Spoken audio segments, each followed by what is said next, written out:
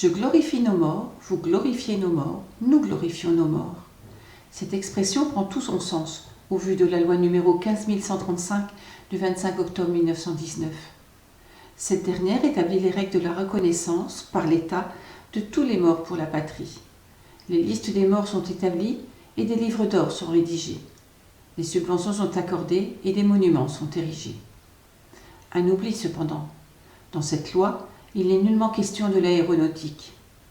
Heureusement, ces personnels, volants ou non, n'ont pas été oubliés. La rédaction des livres d'or, réalisée à partir de la liste des morts pour la France, a été longue et fastidieuse. Entre les noms proposés par les mairies et ceux notés et acceptés par l'Office national des anciens combattants, il a été difficile de statuer. C'est ainsi qu'il est possible de voir des noms de soldats sur les monuments alors qu'ils n'ont pas reçu la mention « Mort pour la France ».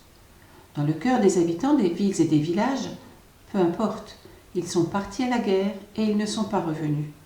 Peu importe le motif. Les financements des monuments aux morts ont été possibles grâce à des souscriptions publiques et des investissements communaux. Les subventions de l'État, parfois dérisoires, sont très souvent parvenues aux élus après que le monument ait été inauguré. Nombreux sont les monuments qui ont fleuri çà et là, tant en métropole qu'en outre-mer. Chaque village, chaque ville a dignement honoré ses enfants. Le centenaire de la Première Guerre mondiale, de 2014 à 2018, a aussi permis à la commune qui n'avait pas eu les moyens financiers un siècle plus tôt d'ériger un monument, rappelant ainsi que le souvenir perdure, que la mémoire n'oublie pas. Si en 1919, les habitants des communes pouvaient parler de ceux dont les noms sont gravés pour l'éternité sur les 10 monuments, il n'en est pas de même aujourd'hui. Combien de familles, pères, fils, frères, cousins, beaux-frères sont rassemblés sur cet ornement public.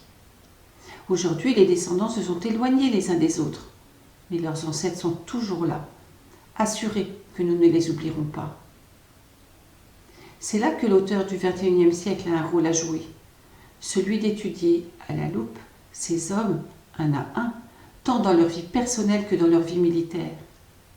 Chaque mort pour la France doit avoir sa biographie rédigée et, ainsi, redevenir celui qu'il était avant cette terrible guerre. Si la loi ne parle pas des victimes civiles, certaines ont tout de même reçu la mention « Mort pour la France » et ont leur nom gravé à côté de ceux des militaires. Il ne faut donc pas les oublier. Le devoir de souvenir ne peut que passer par ce devoir de recherche et de restitution.